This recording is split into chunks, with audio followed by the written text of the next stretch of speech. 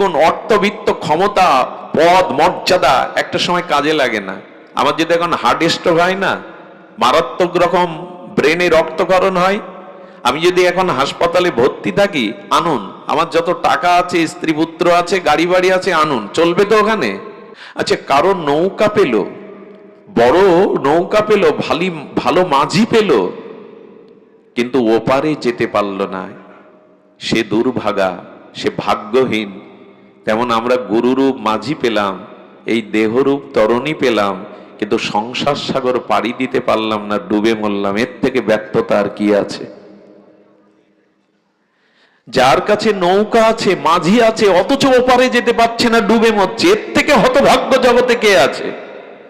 গুরুরূপ কান্ডারি পেলাম, দেহরূপ নৌকা পেলাম, অথচ সেই নৌকায় উঠে মৃত্যুর ওপারে যাওয়ার চেষ্টা করলাম না। এর থেকে বড় ব্যর্থতার কি আছে? আর আমরা তো সেই ব্যর্থতার কবলে পড়ে গেছি। পার হওয়ার চেষ্টা আমাদের নাই। ভবসাগর তারণ কারণ হে যতই গাই, পার হওয়ার চেষ্টা কোথায়? দেখবেন প্রায়শ মানুষ একটা প্রার্থনা করে যজ্ঞে, স্তুতিতে, ওং সর্বে ভবন্তু সুখিনঃ সর্বে সন্তু নিরাময়া। আমার প্রশ্ন, আমরা প্রত্যেক দিন উচ্চারণ করি, হয়তো অনেকেই করেন যে জগতের সকলেই সুখী হোক, কিন্তু সুখী হয় কি করে তা বলেন তাকে। আচ্ছা, এই যে আমরা বলি জগতের সকলে সুখী হোক, হয়তো সকলে সুখী? যিনি বলছেন তিনিও সুখী হন তো? সুখ কিসে হয় তা বলে না, বলে সবাই সুখী হোক। সর্বে সন্তু নিরাময়া, কেউ যেন ব্যাধি ভোগ, রোগ ভোগ না করে। তো রোগ ভোগ করতে হবে না সেই বিধানটা আমরা জানি তো, না শুধু মুখে বললেই, প্রার্থনা করলেই হয়ে যায়, সুখী হওয়া যায়, নিরোগী হওয়া যায়? সেটি ভগবান শঙ্কর জানাচ্ছেন, সুখ একমাত্র ভগবত ভজনে আছে, অন্য কোথাও নাই। আর এই জন্ম মৃত্যু জরাব্যাধি মুক্তি আসতে পারে এই ভগবত ভজনের দ্বারা, যদি ভগবত ধামে ফিরে যেতে পারো, জন্ম মৃত্যু এড়াতে পারো। পুনঃ মাতৃগর্ভে জন্ম নেওয়াই হলো জন্ম মৃত্যু জরাব্যাধি প্রারব্ধ বিষয় ভোগ করা। আচ্ছা, বাংলাদেশের টাকা ইন্ডিয়ায় গিয়ে সরাসরি চালাতে পারবেন? ইংল্যান্ডে গিয়ে চালাতে পারবেন? পারবেন না। ওই দেশে আলাদা আলাদা রুপি আছে, ডলার আছে, নাকি না এই দেশের 1000 টাকা নিয়ে চলবে? চলবে না। তেমনি একটা কথা বলি, এই জগতের অর্থবিত্ত, দেহ গেহ, স্ত্রী পুত্র কুটুম্ব আত্মীয় স্বজন যা কিছু, এটা পরকালে চলবে না, ওই পারে চলে না এগুলি। আপনি জন্মাবার সময় না স্ত্রী, না পুত্র, না পিতামাতা কাউকে সাথে আনেননি, আবার মৃত্যুর পরেও এরা কেউ সাথী না, এটা কে না জানে? বাচ্চাও জানে, কিন্তু উপলব্ধি হয় তো ওইখানে কি চলবে, ওইখানে কি সাথে যাবে। দেখুন, অর্থবিত্ত, ক্ষমতা, পদ, মর্যাদা একটা সময় কাজে লাগে না। আমার যদি এখন হার্ট স্ট্রোক হয় না, মারাত্মক রকম ব্রেনে রক্তক্ষরণ হয়, আমি যদি এখন হাসপাতালে ভর্তি থাকি, আনুন। আমার যত টাকা আছে, স্ত্রী পুত্র আছে, গাড়ি বাড়ি আছে, আনুন। চলবে তো ওখানে? কাজে লাগবে তো ওখানে? ওইখানে কি কাজে লাগবে জানেন? যদি মরেও যায়, ওই সময় কি কাজে লাগবে জানেন? যেটুকু ভগবত ভজন করেছেন, যেটুকু ভক্তি, ভগবত প্রেম অর্জন করেছেন, ওইগুলোই কাজে লাগবে। ওই যে বললাম, এখানে ইংল্যান্ডে গেলে বাংলাদেশের টাকা চালাতে পারবেন না ডলার ছাড়া। ঠিক তেমনি মৃত্যুর পরে এই যা কিছু আপনি করেছেন সারা জীবন, এগুলি প্রয়োজন, টাকা প্রয়োজন, বাড়ি গাড়ি প্রয়োজন, স্ত্রী পুত্র প্রয়োজন, শুধু জগতের জন্য, জগতের ব্যবহারের জন্য, ওপারের জন্য যেটা প্রয়োজন, সেটা কতটা সঞ্চয় করেছেন বিবেকের কাছে প্রশ্ন করুন। ওই সময় কি চলবে? লতা মঙ্গেশকর বোম্বের সব থেকে নামি মায়াবতী হাসপাতালে সম্ভবত ভর্তি, চেয়ারে, হুইল চেয়ার আছে, বসতে পারছেন না। 23টা গাড়ি আছে, গাড়িতে উঠতে পারছেন না। আলিশান বাংলো বাড়ি আছে, বাড়িতে ফিরে যেতে পারছেন না। প্রিয়জন সামনে মুখ দিয়ে কথা বলতে পারছেন না, যিনি সারা জীবন সঙ্গীতের তরঙ্গে ভাসিয়েছেন বিশ্বকে। বাড়ি গাড়ি ওই সময় ওনার কোনো কাজে লাগে না। আর মৃত্যুর পর লতাজির সাথে কি যাবে? আপনার আমার সাথে ওই পারে কি চলবে? এই টাকা চলবে না। বিদেশে গেলে এই টাকা চলবে না, তেমনি পরপরে যেটি চলবে, যেটু কতটুকু ভগবত ভজন করেছেন, কতটুকু প্রেম ভক্তি অর্জন করেছেন, ওইটাই পরকালে চলবে। তাতে কতটুকু সঞ্চয় আছে আমাদের। সৎ হরি ভজন বিনু সব স্বপ্না। শিব ঠাকুর বলছেন জগৎ স্বপ্নময়, জগতের প্রয়োজন আছে, অর্থবিত্ত কুটুম্ব আত্মীয়র প্রয়োজন আছে, কিন্তু পরকালে যেটি প্রয়োজন সেটিও যে প্রয়োজন, এটা আগে অনুভব করো। ভাগবতে শঙ্করকে কি বলছেন? আজকে তো শিব তত্ত্বেরই দিন। নিম্ন গানাং যত গঙ্গা দেবনাম অচ্যুত যথা। ভাগবত ভগবান শঙ্করের পরিচয় দিচ্ছেন। বৈষ্ণবানাং যথাসম্ভব পুরাণামিদং তথা। 18 পুরাণের মধ্যে শ্রেষ্ঠ হলো শ্রীমৎ ভাগবত মহাপুরাণ। প্রবাহমান স্রোতস্বিনী নদীর মধ্যে শ্রেষ্ঠ গঙ্গা। দেবগণের মধ্যে ভগবান অর্চিত বিষ্ণু, আর বৈষ্ণবগণ মধ্যে ভগবান শম্ভু শঙ্করই শ্রেষ্ঠ। ভাগবত পরিচয় দিচ্ছেন। আচ্ছা, এই কথা যখন বলা হলো, আমরা ভগবান শঙ্করকে, শিবকে যখন বৈষ্ণব বললাম, তার মানে আমার মাথায় তিলকমালা, আমি বৈষ্ণব মন্ত্রে দীক্ষিত, আমার মতো বৈষ্ণব ভগবান শঙ্কর? আমরা অনেকেই তাই ভেবে নেই যে শিব ঠাকুরও তাহলে পরম বৈষ্ণব। বৈষ্ণবানাং শম্ভু, খবরদার, এ ভাবলেও অপরাধ হবে। আপনার আমার মতো বৈষ্ণব শঙ্কর? বৈষ্ণবানাং যত শম্ভু মানে এই ভেবে বসবেন না যে আমাদের মতোই একজন বৈষ্ণব, নন উনি। দ্বাদশ ভাগবতের মধ্যে অন্যতম মুখ্য হলো এই ভগবান শঙ্কর। দ্বাদশ ভাগবতের মধ্যে অন্যতম শিবজি। আরো শুনুন, ভগবানের স্বভাব, প্রভাব, গুণ, শীল, মহিমা কোনো ভেদ নাই। স্বয়ং স্বয়ম্ভু পূর্ণ ব্রহ্ম ভগবানের সাথে ভগবান শঙ্করের গুণ, লীলা, শীল, প্রভাব, মহিমাতে কোনো ভেদ নাই। দুধ থেকে দই হলো, জল থেকে হলো কি, তেল থেকে হলো কি, কিসের থেকে হলো? দুধ থেকেই হলো। তত্ত্ব তো দুধ, কিন্তু দইটা আলাদা। তেমনি তত্ত্ব তো অখণ্ড এক পরম ব্রহ্ম, শিব রূপে ব্রহ্মা রূপে বিভাজন হয়েছেন, একই তত্ত্ব তারা। এই জন্য ভগবান শঙ্করকে কখনো যে আমাদের মতো তিনি বৈষ্ণব এরকম সিদ্ধান্ত যদি নেন, অপরাধী হয়ে যাবেন। শিব তত্ত্ব সাধারণ নয়। আপনাদের মনে আছে সমুদ্র মন্থনে যে বিষ উঠেছিল, কালকূট বিষ, ওখানে বিষ্ণু দাঁড়িয়েছিলেন, ব্রহ্মা দাঁড়িয়েছিলেন, দেবতারাও দাঁড়িয়েছিলেন। ওই বিষে যখন পৃথিবী প্রলয় ধ্বংস কবলিত, কেউ এগিয়ে আসেনি। ভগবান শঙ্করের মতো জীবকল্যাণে আর কেউ নাই আমাদের সামনে, উনি কালকূট বিষটা কণ্ঠে ধারণ করলেন। এই জন্য শিব ঠাকুরের শব্দের, শিব শব্দের অর্থই হলো মঙ্গল, কল্যাণ। জীবের মতো এত কল্যাণ অন্য কোনো ভগবান ভাবেননি। আমি ব্যাস আসনেই বসে বলছি, অভিন্ন ভগবান, কিন্তু শিব ঠাকুরের মতো জীবকল্যাণের কথা আর কোনো ভগবান, এই তার প্রমাণ। বিষ কেউ নেয় সংসারে? সবাই ওখানে অপেক্ষা করে আছে, লক্ষ্মী কখন উঠবে, ঐরবত কখন উঠবে, অমৃত কখন উঠবে, কিন্তু আগে বিষ। শঙ্কর জগতে জানালেন এ সংসারেও অমৃত আছে, লক্ষ্মীও আছে, সেটা তলে। আগে তো বিষ গ্রহণ করতে শেখো, আগে কষ্ট, আগে যন্ত্রণা, আগে দুঃখকে বরণ করে নিতে শেখো, তবেই আনন্দ পাবে। যারা দুঃখকে এড়িয়ে যেতে চায় তারা অমৃত পায় না।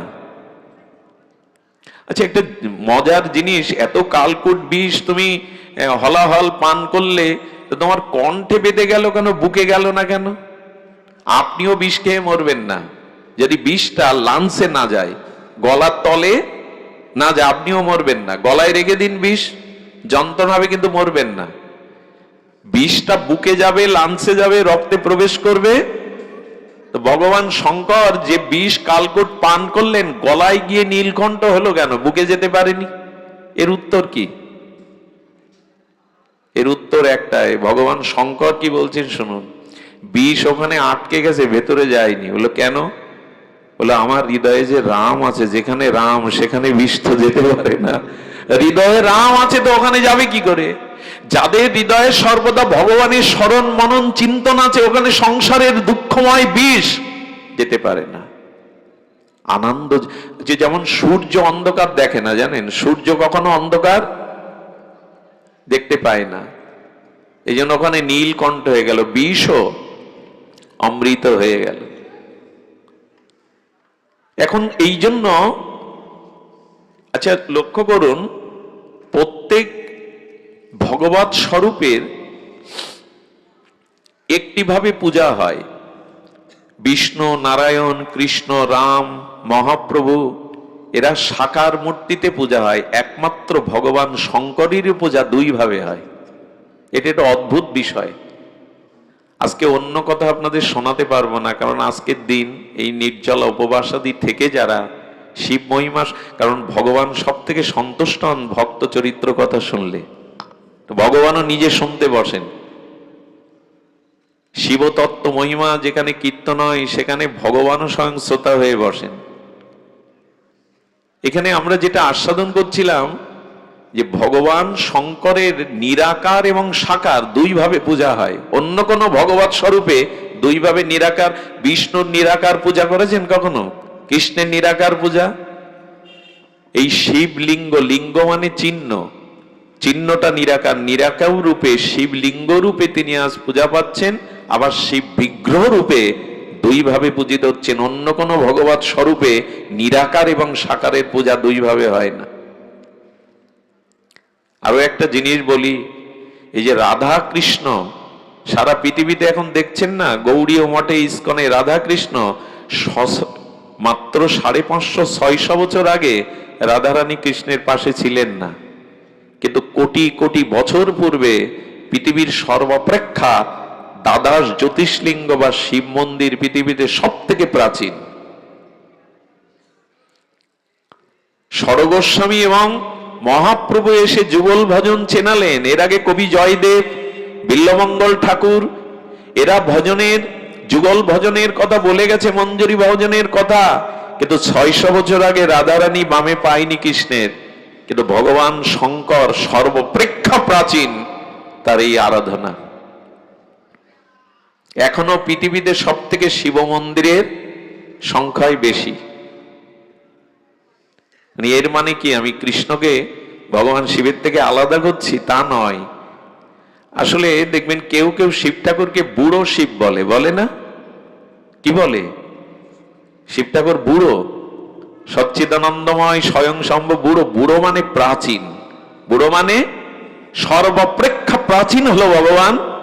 দুই রূপে তার পূজা হচ্ছে আজ, বিগ্রহ রূপে আর চিহ্ন বা নিরাকার রূপে।